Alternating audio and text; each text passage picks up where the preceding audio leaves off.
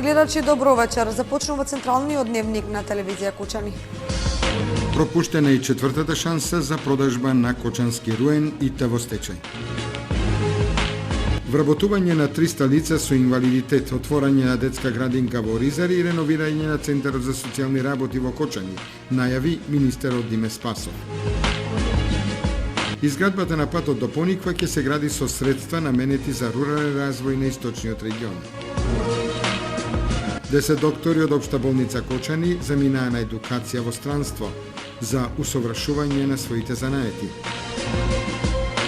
Започна вакцинирањето против сезонскиот грип во Центарот за јавно здравје во Кочани. Локалното дерби од првата македонска лига во фудбал за жени меѓу Идлина Се и Кочани заврши во полза на оризарчанки. Нов голем успех на Драган Стоименов Дацо на турнир во Софија. Во бразилско џиу-џицу го освои златниот медал. Со информациите од дневникот почнуваме веднаш по рекламите. Останете со нас.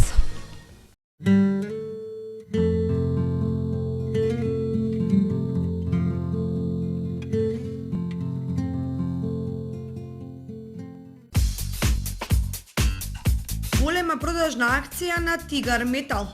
Оценкуван лим 2 на метар 289 денари, 3 на метар 429 денари. Пластифициран лим во сите бои и димензии по ваша мера по екстра цени. Сите видови елементи за ковани огради.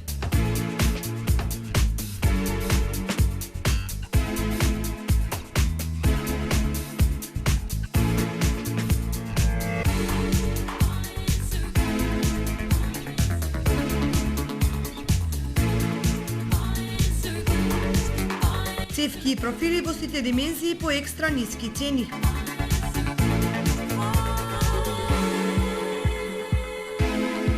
Шрафовска роба.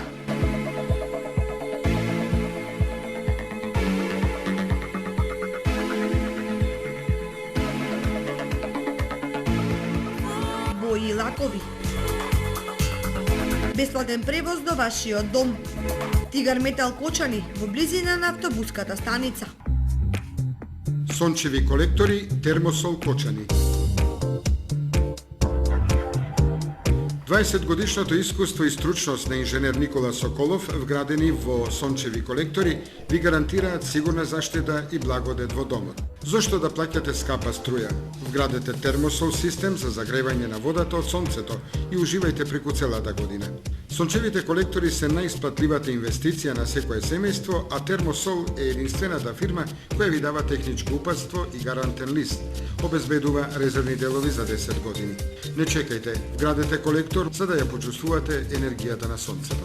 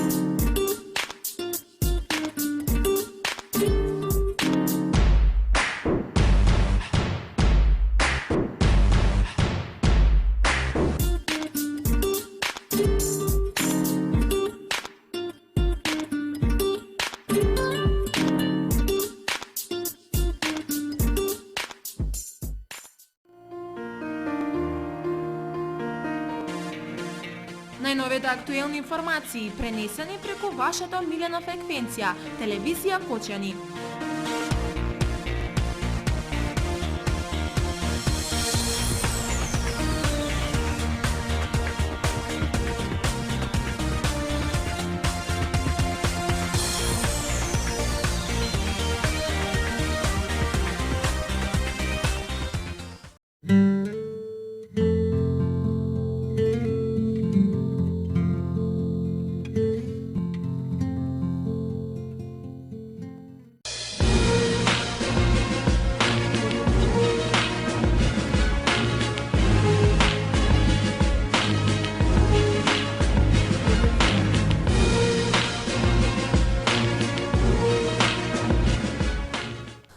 И на четвртиот оглас немаше пријави за првиот и најзначаен пакет за производствените капацитети на индустријата Руен ИТ во стечај.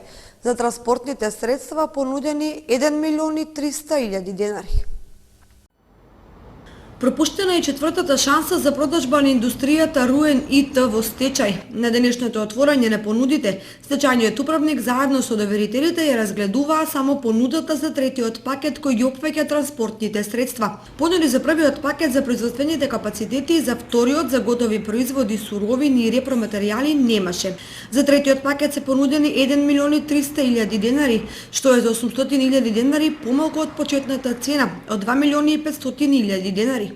Дали овој износ на понудувачот ќе биде прифатен, ќе одлучи собранието на доверители. Инаку во транспортните средства се опфатени 2 камиона, пикапи, вилјушкари и други главно дотрајани возила, од кои некои се постари од 20 години. Според стечајниот управник Велин Митевски, деновиве ќе биде распишан нов оглас за продажба на фабриката според истите услови како и досегашните. Неофицијално дознаваме дека имало одредени најави за можен купувач на Руен ИТ, но се додека не се достави конкретна понуда, останува неизвестно дали и кога некогаш најголемата фабрика во општина Кочани ќе добие нов собственик. Вработување на 300 лица со инвалидитет, отворање на детска градинка во Оризари и реновирање на Центарот за социјални работи во Кочани, најави министерот за труд и социјална политика Диме Спасов при престојот во Кочани. Министерот за труд и социјална политика Диме Спасов во саботата престојуваше во работна посета на Кочани, се сретна со претседателот на Советот на општината Иван Иванов и со директорката на Центарот за социјални работи Весна Данева. Ова е акција за посета на центрите за социјални работи во општините во Република Македонија, која ја спроведува Министерството за труд и социјална политика.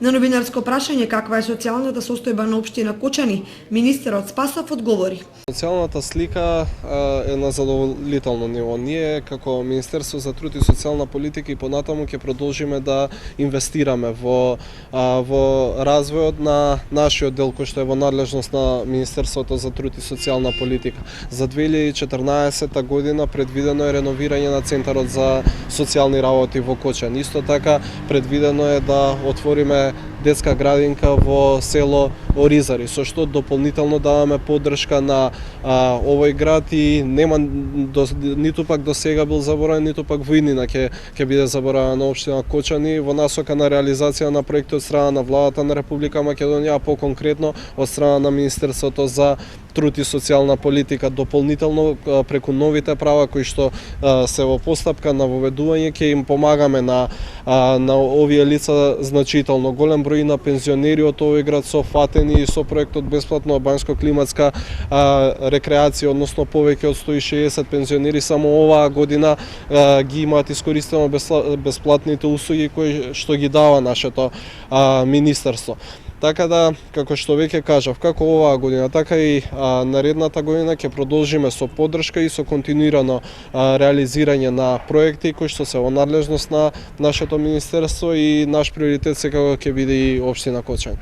Министерството распиша оглас за вработување на нови 300 лица со инвалидитет со цел и тие да се чувствуваат корисно и да заработуваат за себе. Целта е со огласот да се опфатат најтешките случаеви на лица со инвалидитет, односно да ги опфатиме сите категории на лица со инвалидитет, слепите, слабовидните лица, глувите, глувонемите лица, лицата со интелектуална попречност, лицата со телесен инвалидитет, трудовите инвалиди, исто така лицата со комбинирани пречки, а дополнително рангирањето планот е да се прави врз основа на личната состојба во која што се наоѓаат овие лица, во смисла 40 бода се определени за период на невработеност, односно колку повеќе биле невработени, толку повеќе бодови да добијат. 30 бодови се определени за личните приходи кои што ги има секое лице, односно она кое што е во потешка состојба материјална и финансиска да добие повеќе бодови. 20 бодови се определени за приходи на домаќинството, со цел да влезат оние чишто домаќинства се во потешка финансиска и материјална состојба, и 10 бода дополнително се предвидени за лицата кои што се самохрани родители или пак доколку во едно семејство или домаќинство има повеќе од двајца инвалиди да добијат дополнително 10 бода. Министерот Спасов го посети Центарот за социјални работи во Кучани и на крај оствари средба со граѓаните. Изградбата на патот до спортско-рекреативниот центар Пониква ќе се гради со средства од владата во програмата за рурален развој на Источниот плански регион. Општините Кочани и Пробишти последиве неколку години прават сериозни напори за асфалтирање на патниот правец од Пробишти преку Злетово до Пониква. Во неговата изградба ќе се вклучи и владата со средства во програмата за рурален развој на Источниот плански регион. Општината го поднесе тоа како предлог до владата, како барање, како една потреба. Ние ќе го разгледаме, се разбира, во оваа фаза е преурането да кажам со сигурност дали ќе можеме да го реализираме, но верувам дека ќе најдеме решение, бидејќи ќе го ставиме во приоритетите на владата од аспект на тоа дека е битно за развојот на регионот, но и за реализација на потенцијалите на Пониква и на можноста граѓаните од општина Пробишти да го користат овој центар. Изградбата на патниот правец од Пробишти преку Злетово до рекреативниот центар Пониква ќе значи развој на туризмот во овој дел на Македонија. Новиот закон за финансиска дисциплина со кој треба да се подобри ликвидноста на стопанските субјекти е во завршна фаза и наскоро ќе се најде на владината седница, изјави во Пробишти вице-премиерот и министер за финансии Зоран Ставревски. Законот за финансиска дисциплина е во завршна фаза, во преговори сме со стопанските комори. Добивме позитивни мислења од стопанските комори главно во однос на законот. Се разбира ќе настојуваме да ги испочитуваме нивните предлози и она што тие го сугерираат за подобрување на текстот на законот, но важно е дека имаме согласност дека тоа е добар закон кој што ќе помогне да се подобри финансиската дисциплина, да се заштитат кредиторите и да се подобри ликвидноста на стопанството. Верувам дека за 10 дена ќе биде на владина седница и после тоа во собрание. Законот за финансиска дисциплина се однесува на регулирање на обврските меѓу приватните субјекти, значи ќе има рокови за плаќање на обврските со цел да се знае кога ќе потпишат договор дека обврската за плаќање мора да се реализира во рок од 60 дена, освен доколку двете странки не се договорат, тој рок може да биде максимално до 120 дена. Но исто таква одредба ќе има и за државните институции кога работат со приватниот сектор, значи 60 односно 120 дена рок на плаќање. Тоа ќе помогне навреме да се вршат плаќањата, ќе помогне да се подобри ликвидноста на стопанските субјекти и на тој начин верувам дека ќе му помогнеме во целина на македонското стопанство.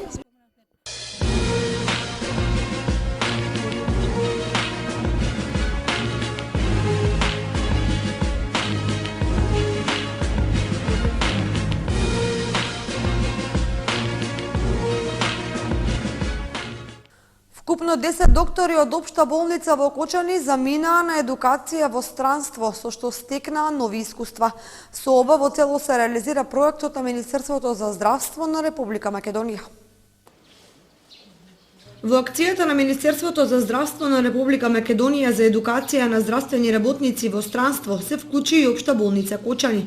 Досега вакви едукации имаат поминато 8 доктори специјалисти, а уште 20 се заменети во странство на едукација, информираше денеска директорот на Општа болница во Кочани Дејан Апостоловски. Тоа се едукации од областа на гинекологијата, хирургијата и анестезиологијата.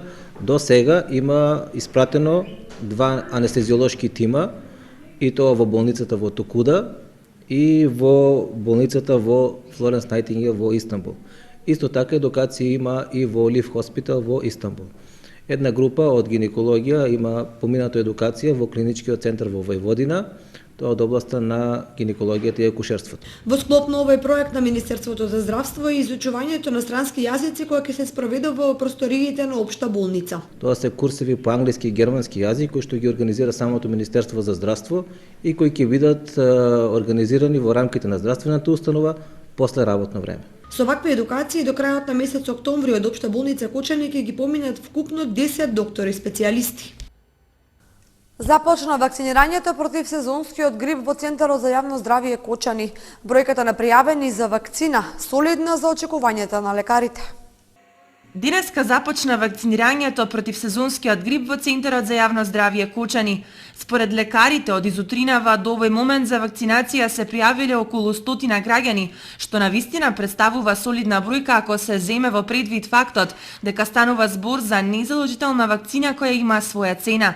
Лекарите се задоволни од заинтересираноста на граѓаните на првиот ден за вакцинација и очекуваат до крајот на денот бројката да се зголеми за неколку проценти. Тие велат дека вакцината всушност е одбранбен систем за сите кои ќе ја примат, да можат да се заштитат од сезонските заболувања и дека таа е најбезбедниот начин за основна превентива од сите заразни заболувања. Најдиректен и најефикасен начин е вакцината. А вакцината е тритипна, квалитетна, испробана, одобрена од Биро за лекови, како и секој лек, па меѓу нив можеме да ги броиме и вакцините, и тие можат да дадат некои несакани ефекти. Од искуство имаме, например, појава на некои локални пролазни реакции, меѓутоа генерално вакцината е безбедна, сигурна и ефикасна. Инаку ваквото сезонско вакцинирање е традиција секоја есен, а се препорачува на сите граѓани, посебно на ризичните групи кои со нејзино примање полесно ќе создадат имунитет и отпорност на организмот од разните вирусни заболувања типични за предстојниот период.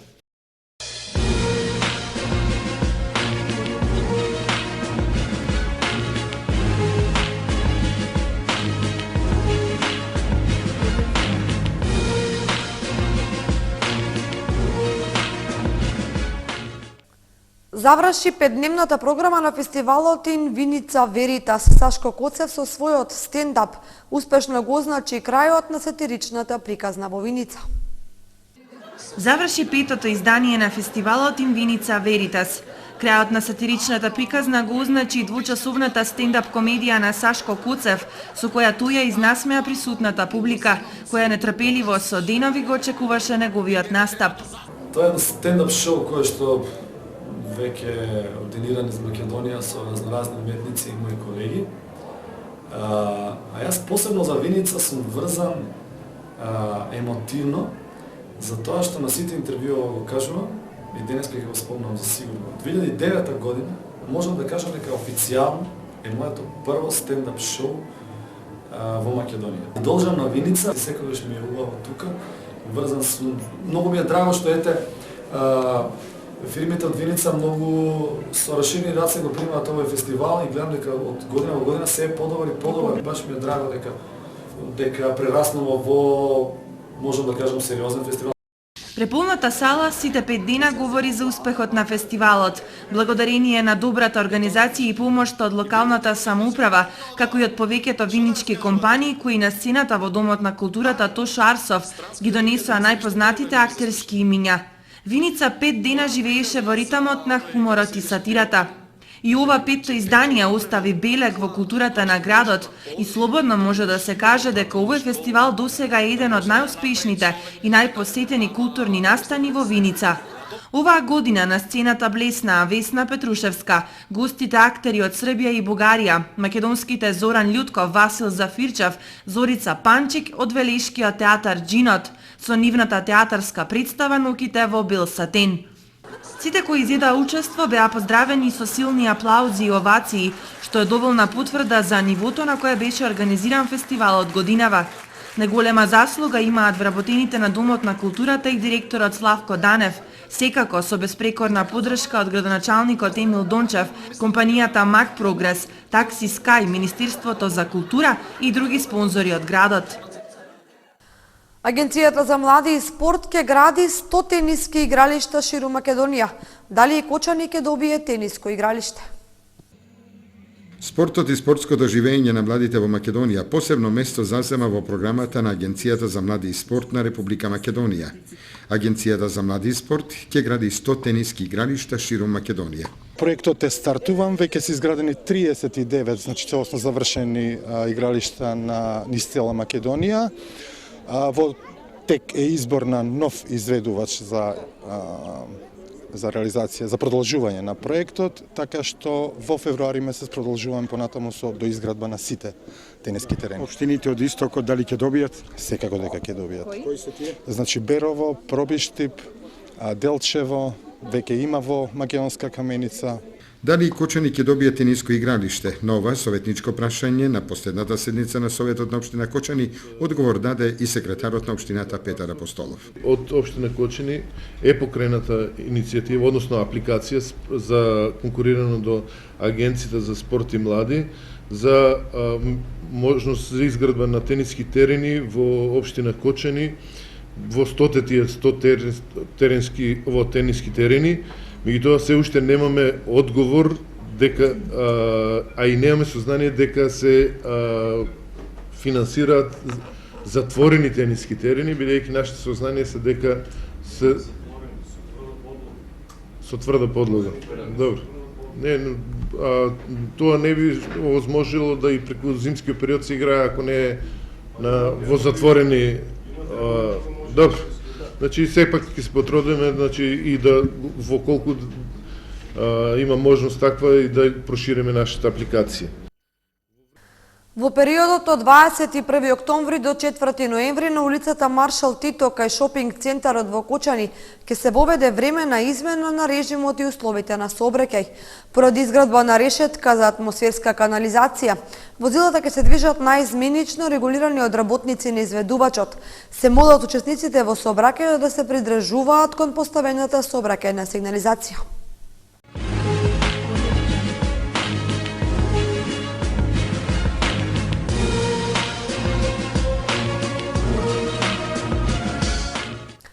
Локалното дерби помеѓу женскиот фудбалски клуб Младост и женскиот фудбалски клуб Кочани ги мотивира советниците Иванова, Арсова и Митев да му дадат поддршка на женскиот фудбал во општина Кочани.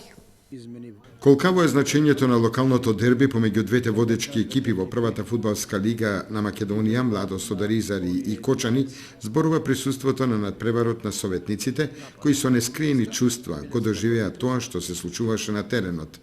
Спортската атмосфера што ја создадоа фудбалерките со одличната фудбалска представа ги поттикнаа советниците да му дадат целосна поддршка на женскиот фудбал. Денес сме присутни на овој надпревар за да дадеме поддршка на женскиот фудбал.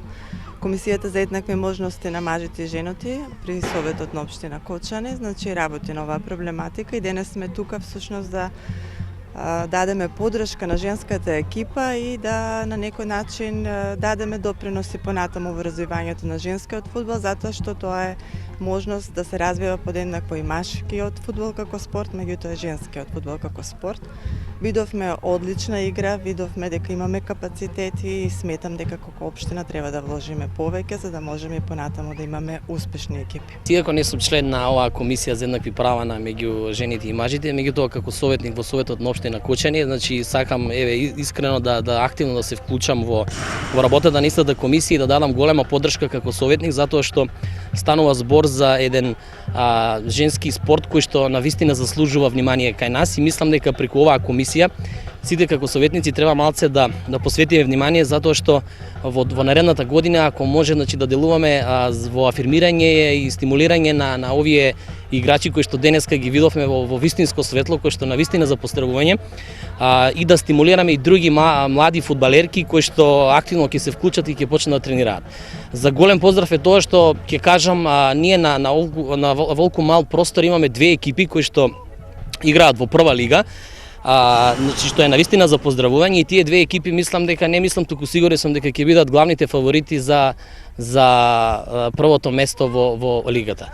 Задоволна сум од надпреварот и посакувам среќа и понатаму. Се разбира како советник од Наслов во Ризари, навивам за нашата екипа од Наслов во Ризари. Се очекува ваквата и слична популаризација на женскиот спорт да поттикне спонзори и спортски работници да формираат нови клубови во повеќе спортови кои ќе го развиваат спортскиот дух кај представничките на понежниот пол. Врве женски фудбал во одлична атмосфера и сензационална победа на оризарки, кои во локалното дерби славеа над одличниот тим на женскиот фудбалски клуб Кочани со 3:2. Како во Транс, одиграните први 45 минути на Оризарки им донесоа водство од 3-0, за во второто полувреме играта под своја контрола ја преземат кочанчанки, но тоа ги донесе само до минимален пораз од 3:2. Во Оризари вчера и денеска се коментира дека Давид го победил Голијат. Задоволството од прикажаното и резултатот изразија и советниците од оваа населба. Преварот беше доста тежок и неизвестен до самиот крај и двете екипи истрчаа максимално. Се осеќаше дека има жар, борба и дека двете екипи ја посакуваа победата. Добро, прво полувреме на контри знаеме дека технички противникот е многу силен, дека има многу квалитетни играчи и мислам дека тоа што се договоривме го остваривме. Што беше пресудно за победата? Пресудно за победата, ја мислам дека беше желбата кај децата. Изгореа од желба да донесат победа денеска и оваа победа е чисто нивна. Се се одлично локално дерби и дерби на полусезоната во првата македонска фудбалска лига за жени, во која победи фудбалот. Затоа сведочат изјавите на двајцата тренери Иванов и Јовановски. Оваа година ќе се борат овие две екипи за првото место и во купот. Со тоа што ќе дадеме една стимулација да дел од овие екипи, значи имаме шанса да ги гледаме и на некои европски терени, како што бевме минатата година, мислам на оние пријателски натпревари во Франција. Ако пред 5 години беше табу тема да женски тренираат или да трчат на терени, сега еве покажа една игра која што може да кажам дека се носи на рамо со машката екипа. Иако прими 2 гола, голманот на Оризарки Миладинова беше меѓу најзаслужните за победата. Не можам баш да кажам дека е најдобриот натпревар, бидејќи сум имала ред јаки, добри мечеви, но сепак можам да кажам дека на овој натпревар со екипата на Кочани имавме доста борбеност и беше доста интересен натпревар. Водевме 3-0, 2 гола примавме, ја мислам некаде за 5 минути краток период, така да криво ми е дали, јас сепак мислам дека по моја грешка не се головите. Јас сум задоволна од денешниот меч, се надевам дека и се допадна фина публиката и на моите колешки од мојот тим. Да, така да, супер беше. Понатаму нормално одиме повторно на 3 бода, се надеваме на прво место оваа сезона на табелата, па ќе видиме што ќе се случи. Околу 500 гледачи на земјаната трибина на фудбалското игралиште покрај Масалница создадоа одлична атмосфера која имаше додатен штимунг со плех оркестарот. Токму овој натпревар меѓу женските фудбалски клубови Младост 11 и Кочани е најдобрата популаризација на женскиот фудбал кој се повеќе привлекува гледачи на теренот и за кој се почесто се зборува во спортските кругови. А Кочани од година во година прерастува во водечки град на женскиот фудбал во Македонија. Победа на Осогово во дуелот со екипата на Напредок Здравие со резултатот 4:2. Надпреварот го реши и ветеранот Здравков. Екипите на Осогово и Напредок Здравје одиграа натпревар кој долго ќе го паметат љубителите на фудбалот во Кочани. Гостите се представија како мощна солидна екипа која повеќе од 60 минути ја контролираше играта и резултатот.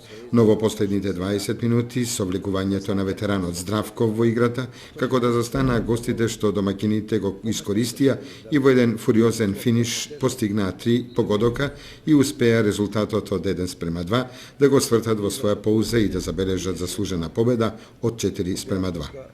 Резултати од 10-то коло. Осогово Напредок Здравје 4:2, Работник Слога 3:0, Баби Чешиново 5:0, Карбинци Каменица Саса 2:0, Беласица Астибо 5:0, Рудар Бергалница Голак 1:1, Јака Тркања 1:0. На табелата води Беласица со 28 бода пред Слога со 24, а Баби Осогово се со 19 бода. Нов голем успех на Стоименов, кој на турнир во Софија во бразилско џиу-џицу го освои првото место. Кочанецот Драган Стоименов Дацо уште еднаш покажа дека располага со квалитети во повеќе боречки дисциплини. На силниот турнир во Софија, Република Бугарија, организиран од страна на Митко Димитров, професионален бодибилдер, во дисциплината бразилско џиу-џицу, Стоименов супериорно ги доби трите борби и го освои првото место и се закити со златниот медал. По оваа борба на кочанскиот борач му предстои семинар кој ќе се одржи на 23-24 октомври со светските шампиони во бразилско џиу-џицу Родриго Чавка и Диего Боргес. Потоа Стоименов заминува на подготовка во Хрватска за новата MMA Ultimate Fight борба. Како што ни е познато, инаку тој има повеќе вакви борби и е единствениот борач од Македонија без пораз во оваа категорија. На турнирот, освен бразилското џиу-џитсу, беа застапени дисциплини од типот на Мау Тај, ММА, бодибилдинг и други. Во третата македонска кошаркарска лига екипата на баскет Дино од Кочани ја совлада екипата на Црн Дрим со резултат 89-84. Во третата македонска кошаркарска лига екипата на баскет Дино ја победи екипата на Црн Дрим со резултат 89-84 коша. На домакините им требаше да поминат дури 3/4 од играта за да сватат дека бодовите не може да си дојдат сами по себе, туку дека треба да се игра и машки и прецизно за да се извојува победата. Така одигра играчите на баскет Дино на првиот нивни настап во третата македонска кошаркарска лига. Во спортската сала во Кочани пред околу 400 гледачи поразена е мощна солидната екипа на Црн Дрим од Струга, која предводена од мощне прецизниот Рангеловиќ, подпомогнат од Ристовски, Неделјковиќ и Поповски, беа 3 дела од играта нерешлива загадка за домашните кошаркари, кои патем играа во грч со голема трема што придонесе за доста непрецизна и недисциплинирана игра. Сепак домаќините предводени од одличниот Минов како така ја одржуваа негативата која на момент изнесуваше и 13 кошеви.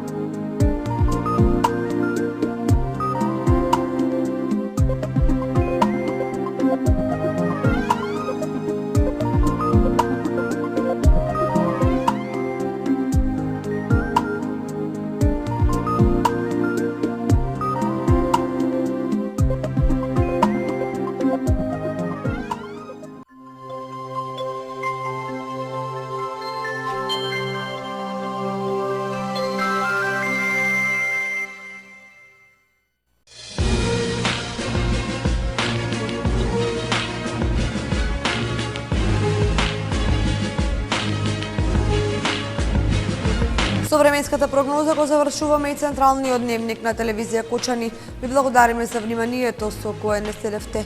Имајте пријатна вечер.